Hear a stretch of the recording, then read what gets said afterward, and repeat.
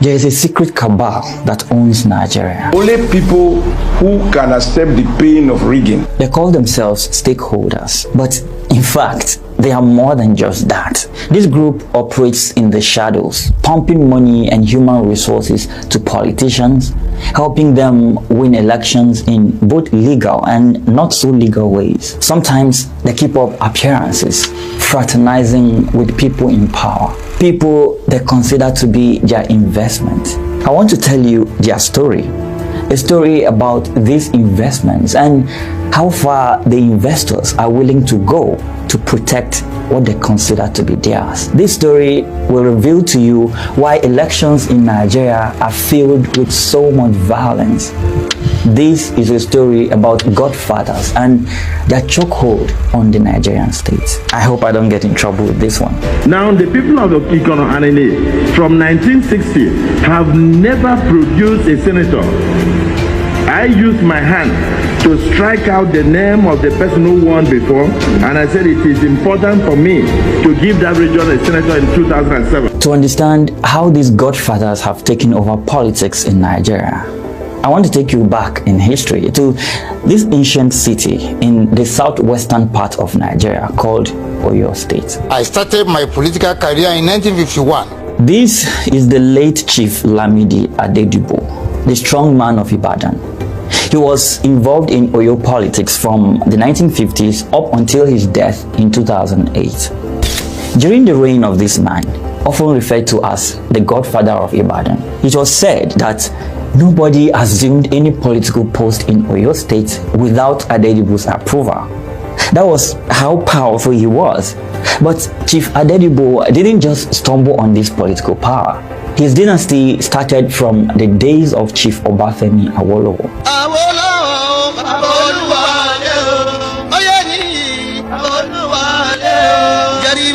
Some reports claim that he got his start as a small-time organizer of political thugs for the Action Group Party of Chief Obafemi Awolowo. However, by the late 1980s, he had amassed so much power that politicians were beginning to seek his blessing to run for office. This political capital he had gathered was often through a combination of patronage, violence, and extortion. Soon enough, Adedibo would become an icon for aspiring political godfathers all around Nigeria. In fact, Adedibo once told Human Rights Watch that he sponsored all of the politicians in Oyo State, from the governor to the House of Assembly members. Every single one of them went through him. But what does this sponsorship mean? Well, according to the politicians that have fought with and against him, Adedibo would usually mobilize violence and money in support of the politicians he supports.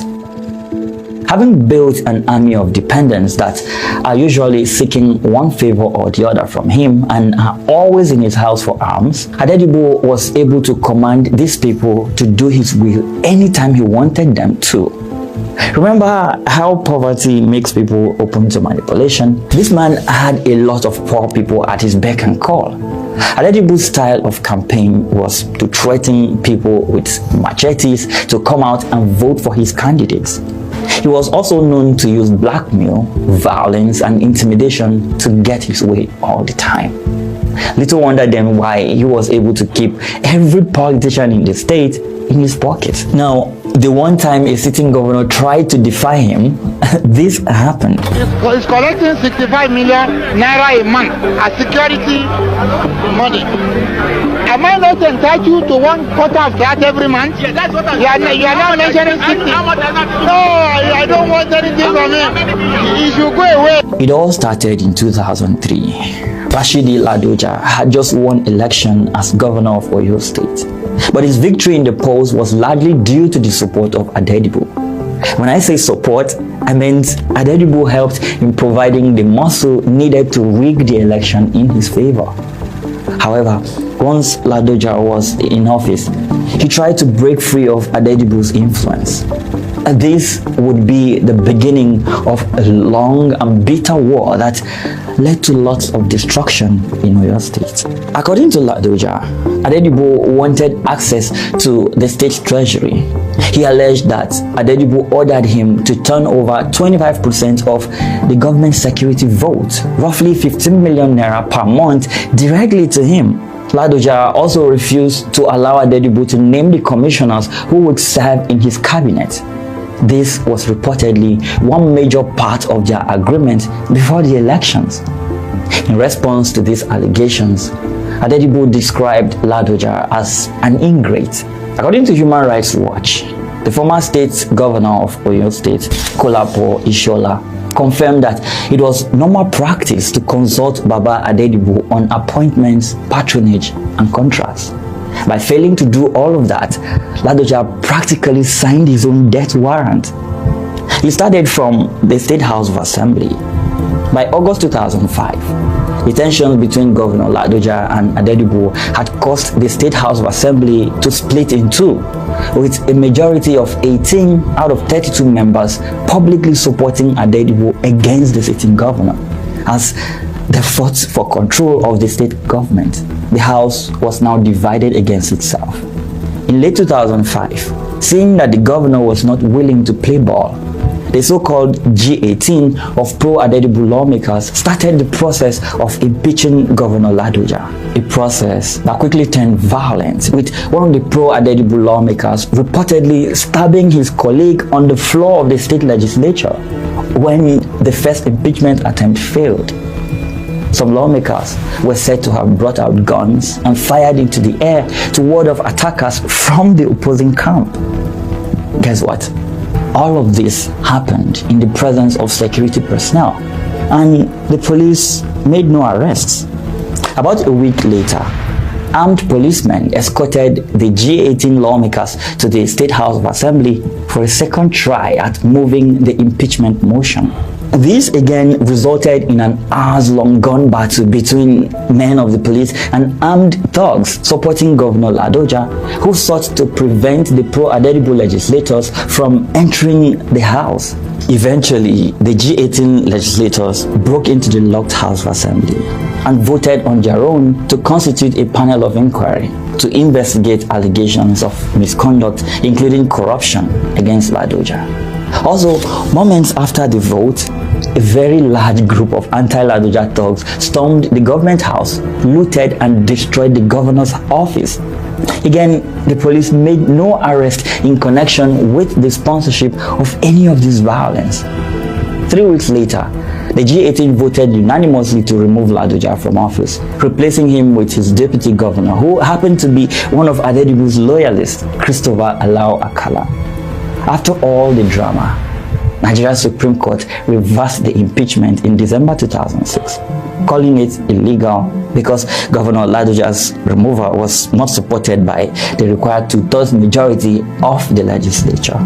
As the Ladoja-Adedibo fight for control over Oyo State was raging in the southwest, another powerful power broker, this time in the southeastern state of Nigeria called Anambra, was enraged in a brutal war with his mentee.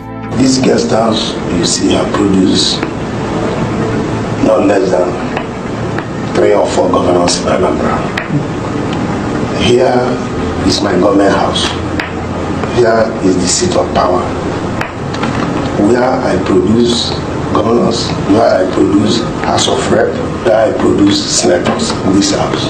This is Chief Chris Uba, a very wealthy man from the powerful Uba political family. Chris Uba was at the peak of his power during the 2003 elections, when he sponsored PDP candidates and rigged their election into office across Anambra State. In fact, he bragged about being the greatest godfather in Nigeria, stating how that was the first time an individual single-handedly put in position every politician in the state. Among the politicians Chris Uba sponsored in 2003 was PDP gubernatorial candidate Chris Ngigi. Now, what you're looking at right now are copies of the terms of their relationship. Yeah, this guy prepared a written contract and a declaration of loyalty that the governor Chris Ngigi signed prior to the election.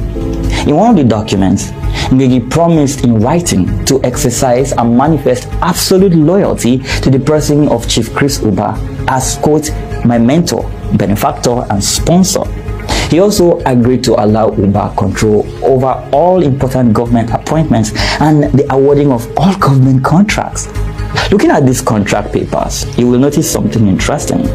The contract referred to Governor Ngigi as the administrator, while the unelected Ubah as, quote, leader/financier.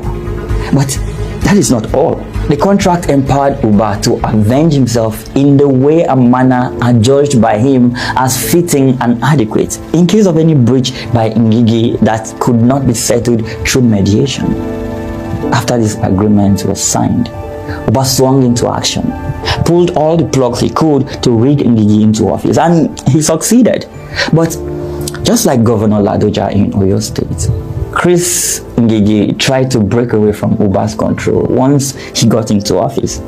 According to Ngigi, from the moment he assumed office, Ubah was constantly on call, demanding he take money from the state treasury and give it to him. Ngigi also claimed that shortly before his inauguration, armed men broke into his home and forced him at gunpoint to sign a pledge that he would pay Chris Ubah the sum of 3 billion naira immediately after assuming office. When he could not meet up with these demands, relations between Ngigi and Ubah deteriorated rapidly. And by July of 2003, a shocking story broke in Nigeria's newspapers. Governor Chris Ngigi was kidnapped by armed policemen and forced at gunpoint to resign, that is to sign his letter of resignation. Chris Ngigi believed the situation was all orchestrated by Chris Ubah in an attempt to extort money from him.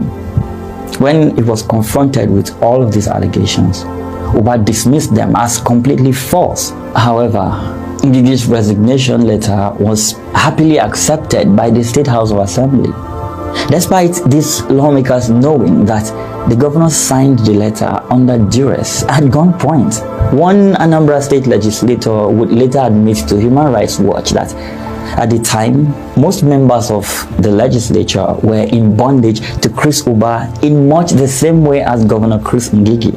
Remember, this man had bragged about putting every politician in the state in their position. So, when he needed to use them to remove a sitting governor, it was an easy one for him. This is what politics in Nigeria is all about. Unelected men and women trying to hijack governments and impose their will on the people.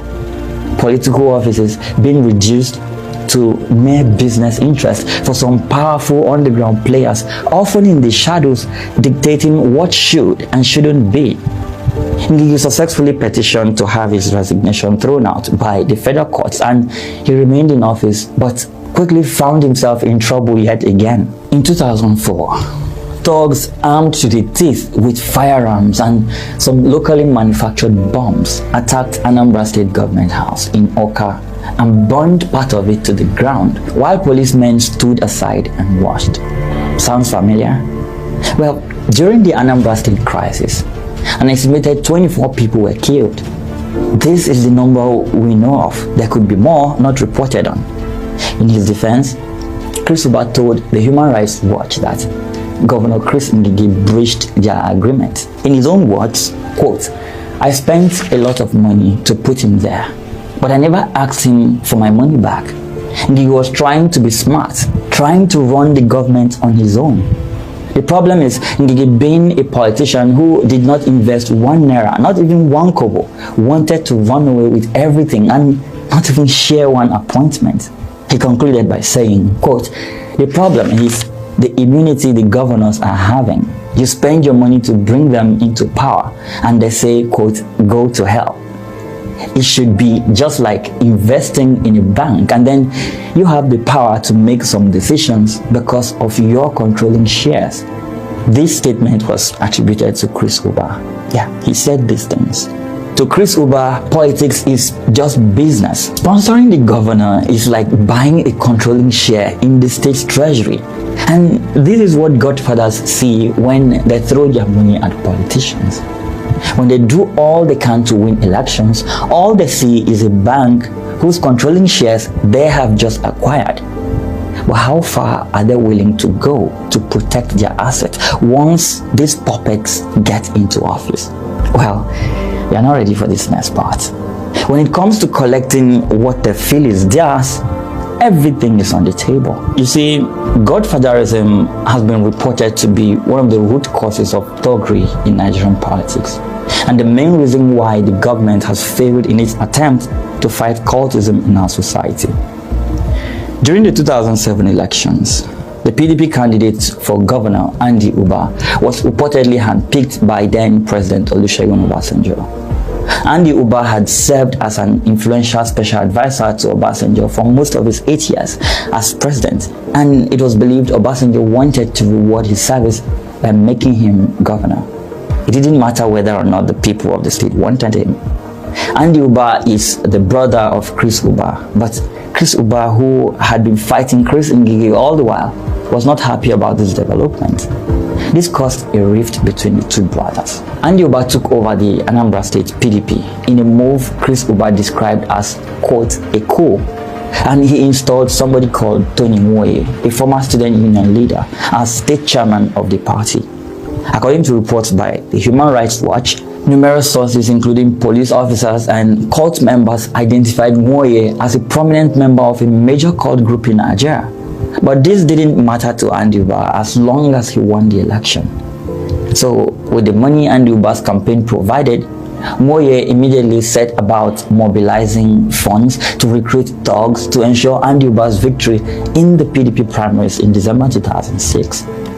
In multiple interviews with several court members who described how they were paid to rig the primaries in Uba's favor by stuffing ballot boxes and chasing off legitimate voters, Human Rights Watch disclosed how one member of a rival court group, along with his colleagues, were actively involved in voter intimidation.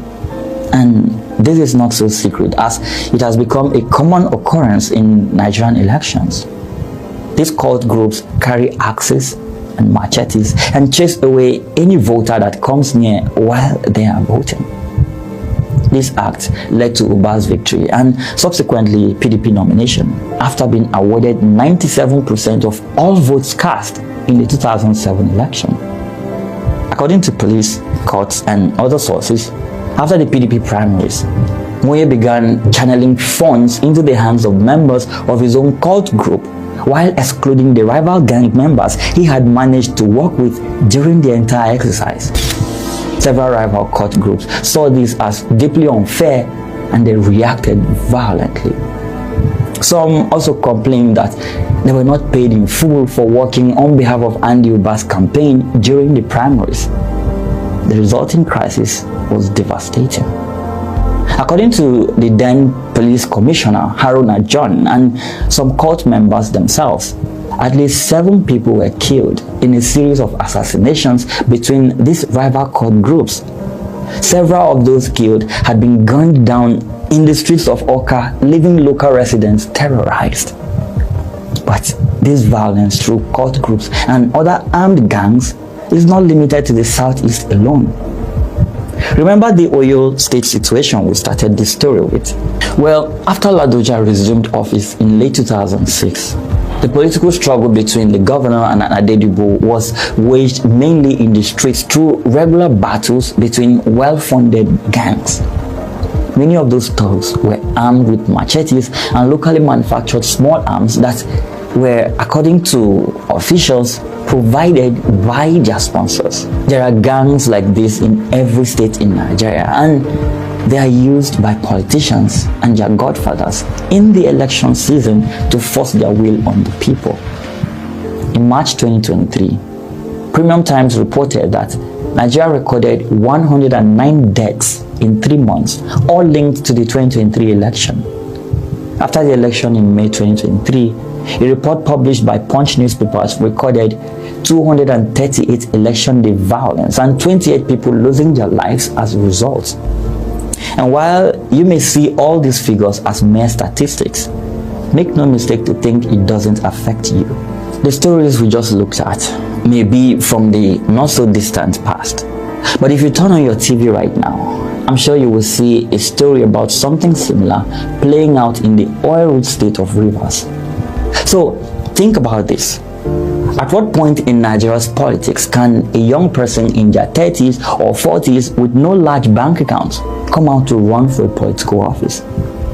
Will it ever be possible for someone to win an election in a fair and credible race without resorting to violence, thuggery, bigotry, and all other social vices you can think of?